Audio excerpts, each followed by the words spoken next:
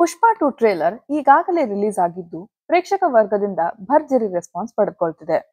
ಸುಮಾರು 500 ರಿಂದ 600 ಕೋಟಿ ರೂಪಾಯಿಗಳ ಬಜೆಟ್ ನಲ್ಲಿ ತಯಾರಾಗಿರುವ ಈ ಸಿನಿಮಾ ಅಲ್ಲು ಅರ್ಜುನ್ ಅವರ ಸಿನಿ ಕರಿಯರ್ ಹಾಗೂ ಮೈತ್ರಿ ಮೂವಿ ಮೇಕರ್ಸ್ ಸಂಸ್ಥೆಯ ಅತಿ ದೊಡ್ಡ ಚಿತ್ರ. ದೊಡ್ಡ ಬಜೆಟ್ ಲೆಕ್ಕಾಚಾರದಲ್ಲಿ ಈಗಾಗಲೇ ಸಾಕಷ್ಟು ಸಿನಿಮಾಗಳು ಬಂದಿದ್ರೂ ಅವುಗಳಲ್ಲಿ ಸಾಕಷ್ಟು ಮಕಾಡೆ ಮಲಗಿ ನಿರ್ಮಾಪಕರು ಹಾಗೂ ವಿತರಕರು ಕೈ ಸುಟ್ಟುಕೊಳ್ಳುವಂತೆ ಮಾಡಿದೆ. ಹಿಂದಿಯಲ್ಲಿ ಬಂದ ಬಡೆ ಮಿಯಾ ಚೋಟೆ ಮಿಯಾ 2 ಸಿನಿಮಾದ ಬಜೆಟ್ 350 ಕೋಟಿ ರೂಪಾಯಿ. ಆದರೆ ಈ ಸಿನಿಮಾದ ಓವರ್ ಆಲ್ ಕಲೆಕ್ಷನ್ ಬರೀ 102 ಕೋಟಿ. ಅಕ್ಷಯ್ ಕುಮಾರ್, ಟೈಗರ್ ಶ್ರಾಫ್, ಪೃಥ್ವಿರಾಜ್ ಸುಕುಮಾರನ್ ರಂತಹ ಬಿಗ್ ಸ್ಟಾರ್ಸ್ ಇದ್ದರೂ ಈ ಸಿನಿಮಾ ಸೋತೋಯ್ತು. 300 ಕೋಟಿಗೂ ಅಧಿಕ ಬಜೆಟ್ ಸಿನಿಮಾಗಳಾದ Singham again, Ganapath, Vettaiyan, Kanguva, GOAT, Thunivu, Indian 2 ಇನ್ನಿಲ್ಲದಂತೆ ಫ್ಲಾಪ್ ಆಗಿ ಹೋದವು.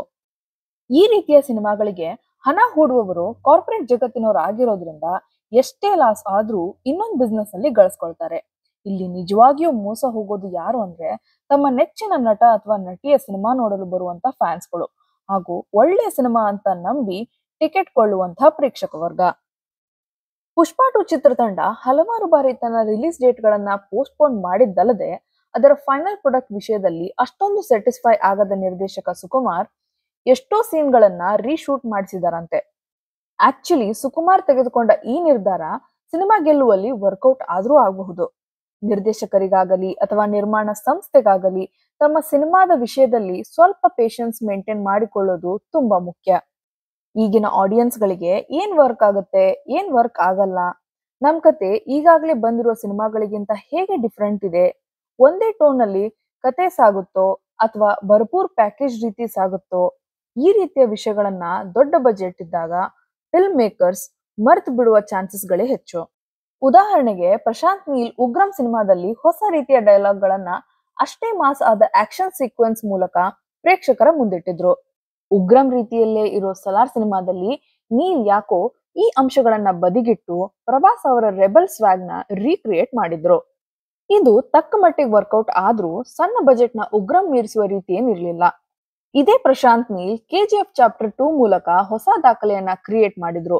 ಸ್ಟೋರಿ ಜೊತೆಗೆ ಕ್ಯಾರೆಕ್ಟರ್ ಡೆವಲಪ್ಮೆಂಟ್ ಕೆಜಿಎಫ್ ಚಾಪ್ಟರ್ 1 ನಲ್ಲಿ ಹೇಗೆ ಮೂಡಿ ಬಂದಿತ್ತೋ ಅದು ಭಾಗ 2 ರಲ್ಲಿ ಬರಲಿಲ್ಲ.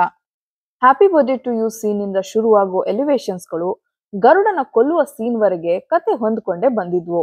ಕೆಜಿಎಫ್ 2 ಬರೀ ಎಲಿವೇಶನ್ ಸೀನ್ಸ್ ಗಳ ಮೇಲೆ ಗಮನ ಕೊಟ್ಟಂತೆ ಇತ್ತು. ಇದೇ ಫಾರ್ಮುಲಾ ಸಲಾರ್ ನಲ್ಲಿ ವರ್ಕ್ ಆಗಲಿಲ್ಲ.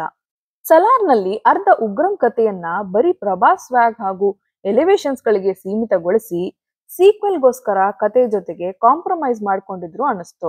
ಈಗ ಬರ್ತಾ ಇರೋ ಪುಷ್ಪಾ ಸೀಕ್ವೆಲ್ ಈ ಅಂಶಗಳನ್ನ ಮೀರುತ್ತಾ ಅಥವಾ ಬರೀ ಕ್ಯಾರೆಕ್ಟರ್ ಸ್ವಾಗ್ಗೆ ಇಂಪಾರ್ಟೆನ್ಸ್ ಕೊಡುತ್ತಾ ನೋಡ್ಬೇಕು. ಅಲ್ಲು ಅರ್ಜುನ್ ಹಿಂದೆಂದೂ ಮಾಡದ ಕ್ಯಾರೆಕ್ಟರ್ 2021ರಲ್ಲಿ ಪುಷ್ಪಾ ಸಿನಿಮಾದ ಥ್ರೂ ಮೂಡಿ ಬಂತು. ಶ್ರೀಮಂತ ಜಮೀನ್ದಾರ ಒಬ್ಬನ ಸಂಬಂಧಕ್ಕೆ ಹುಟ್ಟಿದ ನಾಯಕ ಪುಷ್ಪರಾಜ್ ಮೊದಲಿನಿಂದಲೂ ಸಮಾಜದ ಅವಮಾನಕ್ಕೆ ಗುರಿಯಾದವನು. ಅಪಾರ್ಚುನಿಸ್ಟ್ ಆಗಿ ಬೆಳೆಯುವ ಪುಷ್ಪ ರಕ್ತ ಚಂದನದ ಲೂಟಿಗೆ ಉಳಿದವರೊಂದಿಗೆ ಪಾರ್ಟ್ನರ್ ಆಗಿ ಶ್ರೀಮಂತಿಕೆಯ ಜೊತೆಗೆ ಕುಖ್ಯಾತಿ ಕೂಡ ಪಡೆಯುವ ಕತೆ ಮೊದಲ ಭಾಗದಲ್ಲಿತ್ತು. ರಾಮ್ ಚರಣ್ ಅಭಿನಯ ಮಾಡಿರೋ ರಂಗಸ್ಥಳಂ ಸಿನಿಮಾದಲ್ಲಿ 80ರ ದಶಕದ ಸಂವೇದನೆಗಳನ್ನ ನಿರ್ದೇಶಕ ಸುಕುಮಾರ್ ಅಚ್ಚುಕಟ್ಟಾಗಿ ಬಿಲ್ಡ್ ಮಾಡಿದ್ರು. ಪುಷ್ಪಾ ಸಿನಿಮಾದಲ್ಲಿ ಇದು ಬೇರೆ ಲೆವೆಲ್ಗೆ ತಲುಪಿತ್ತು. ರಕ್ತ ಚಂದನದ ಡೀಲ್ ನಲ್ಲಿ ಪಾರ್ಟ್ನರ್ ಆಗಿ ಹಾಗೆ ಬಂದ ದುಡ್ಡಿನಲ್ಲಿ ಓಮ್ನಿ ಕೊಂಡ್ಕೊಂಡು ಇಡೀ ಊರಿನ ತುಂಬಾ ರೌಂಡ್ ಹಾಕಿ ಶೋ ಕೊಡುವ ಪುಷ್ಪ ಫಾರೆಸ್ಟ್ ಚೆಕ್ ಪೋಸ್ಟ್ ನಲ್ಲಿ ಸಲೀಸಾಗಿ ತಪ್ಪಿಸಿಕೊಳ್ಳಬಲ್ಲ. ಸಿನಿಮಾದ ಕಥೆಯಲ್ಲಿ ಬರುವ ಅವನ ಒರಟಾದ ಗುಣ, ಸ್ವಲ್ಪ ಬಾಗಿದಂತೆ ಇರುವ ಶೋಲ್ಡರ್, ರಂಗುರಂಗಿನ ಬಟ್ಟೆ, ರಾಯಲ್ ಸೀಮಾ ಮಾತಿನ ಧಾಟಿ, ಯವ ತಗ್ಗೆದೆಲೆ ಎಂದು ತನ್ನ ಕುರ್ಚಲು ಗಡ್ಡವನ್ನ ತೀಡುವ ಸಿಗ್ನೇಚರ್ ಸ್ಟೈಲ್ ಎಲ್ಲವೂ ಪ್ರೇಕ್ಷಕರಿಗೆ ಇಷ್ಟ ಆಗೋ ಹಾಗೆ ಇತ್ತು. ಈ ತರ ಕ್ಯಾರೆಕ್ಟರ್ ಬಿಲ್ಡ್ ಮಾಡಿದಾಗ ಸೀಕ್ವೆಲ್ ನಲ್ಲಿ ಅದನ್ನ ಕತೆ ಜೊತೆಗೆ ಉಳಿಸ್ಕೊಂಡು ಹೋಗೋದು ಬಹಳ ಇಂಪಾರ್ಟೆಂಟ್. ಎಷ್ಟೋ ಸಿನಿಮಾದ ಸೀಕ್ವೆಲ್ಗಳು ಬರೀ ಕ್ಯಾರೆಕ್ಟರ್ ಬಿಲ್ಡಿಂಗ್ ವಿಷಯಕ್ಕೆ ಗಮನ ಕೊಟ್ಟು ಸಿನಿಮಾದ ಸ್ಟೋರಿ ಅಷ್ಟಕ್ಕಷ್ಟೇ ಅನ್ಸೋ ತರ ಇರುತ್ತೆ. ಇದಕ್ಕೆ ಎಕ್ಸಾಂಪಲ್ ಅಂದ್ರೆ ಇಂಡಿಯನ್ 2, ಜೋಗಯ್ಯ, ಲವ್ ಮಾಕ್ಟೇಲ್ 2, ಧೂಮ್ 3, ದಬಾಂಗ್ 2, ಸಿಂಗಂ ಅಗೇನ್, ಗಂಧದ ಗುಡಿ ಭಾಗ 2, ಈ ಲಿಸ್ಟ್ ಹೀಗೆ ಬೆಳೆಯುತ್ತೆ. ವಿಷ್ಣುದಾದ ಅವರ ಆಪ್ತಮಿತ್ರ ಸಿನಿಮಾದ ಸೀಕ್ವೆಲ್ ಆಪ್ತರಕ್ಷಕ ರೂಪದಲ್ಲಿ ಬಂತು. ಇಲ್ಲಿ ವಿಷ್ಣುವರ್ಧನ್ ಅವರ ಪಾತ್ರ ಹಾಗೂ ಸಿನಿಮಾದ ಕತೆಗೆ ಪ್ರಾಮುಖ್ಯತೆ ಇದ್ದಿದ್ದರಿಂದಲೇ ಅದು ಸೂಪರ್ ಹಿಟ್ ಆಗಿದ್ದು. ಒಂದರ್ಥದಲ್ಲಿ ಹೇಳೋದಾದ್ರೆ ವಿಷ್ಣುವರ್ಧನ್ ಅವರು ನಿಭಾಯಿಸಿದ ಆಪ್ತರಕ್ಷಕ ಸಿನಿಮಾದಲ್ಲಿನ ವಿನಯ ರಾಜೇಂದ್ರ ಬಹದ್ದೂರ್ ಮತ್ತೆ ಡಾಕ್ಟರ್ ವಿಜಯ್ ಪಾತ್ರಗಳು ಕೇವಲ ಡಬಲ್ ರೋಲ್ ಮೂಲಕ ಒಬ್ಬ ನಾಯಕ ನಟನ ಬಹುಮುಖ ಪ್ರತಿಭೆ ಅಷ್ಟೇ ತೋರಿಸಿದೆ, ಕ್ಯಾರೆಕ್ಟರ್ ಡೆವಲಪ್ಮೆಂಟ್ ಮೇಲೆ ಕೂಡ ವರ್ಕ್ ಮಾಡಿದ್ರಿಂದಲೇ ಆಪ್ತರಕ್ಷಕ ಇವತ್ತಿಗೂ ಒಂದು ಪರ್ಫೆಕ್ಟ್ ಕ್ಲಾಸ್ ಸೀಕ್ವೆಲ್ ಅನ್ಸುತ್ತೆ. ಸೊ ಯಾವುದೇ ಸಿನಿಮಾ ಸೀಕ್ವೆಲ್ ಆಗಿ ಗೆಲ್ಲಬೇಕಾದ್ರೆ ಬರೀ ಕೋಟಿ ಕೋಟಿ ಬಜೆಟ್ ಇದ್ರೆ ಸಾಲಲ್ಲ, ಬಟ್ ಅದು ಮೊದಲಿನ ಸಿನಿಮಾದ ಕತೆ ಹಾಗೂ ಕ್ಯಾರೆಕ್ಟರ್ ಡೆವಲಪ್ಮೆಂಟ್ ನ ಮೀರಿ ನಿಲ್ಲುವ ಹಾಗೆ ಇರಬೇಕು. ಇವೆರಡರಲ್ಲಿ ಒಂದ್ ಯಾವ್ದಾದ್ರೂ ಮಿಸ್ ಆದ್ರೆ ರಿಸಲ್ಟ್ ಏನು ಅಂತ ನಿಮ್ಗೆ ಗೊತ್ತು. ಬಾಲಿವುಡ್ ನ ಹೆಸರಾಂತ ಡೈರೆಕ್ಟರ್ ಅನುರಾಗ್ ಕಶ್ಯಪ್ ಅವರ ಗ್ಯಾಂಗ್ಸ್ ಆಫ್ ವಾಸೆಪುರ್ ಪಾರ್ಟ್ 1 ಮತ್ತು ಪಾರ್ಟ್ 2 ಸಿನಿಮಾಗಳನ್ನ ಎಕ್ಸಾಂಪಲ್ ಆಗಿ ತಗೊಂಡ್ರೆ 1947 ನಿಂದ ಆರಂಭವಾಗಿರುವಂತಹ ಇಲ್ಲಿನ ಚಿತ್ರಕಥೆ ಪಾರ್ಟ್ 2 ಎಂಡ್ ಆಗುವ ಹೊತ್ತಿಗೆ 2005ನೇ ಇಸ್ವಿಗೆ ಬಂದು ನಿಲ್ಲುತ್ತೆ.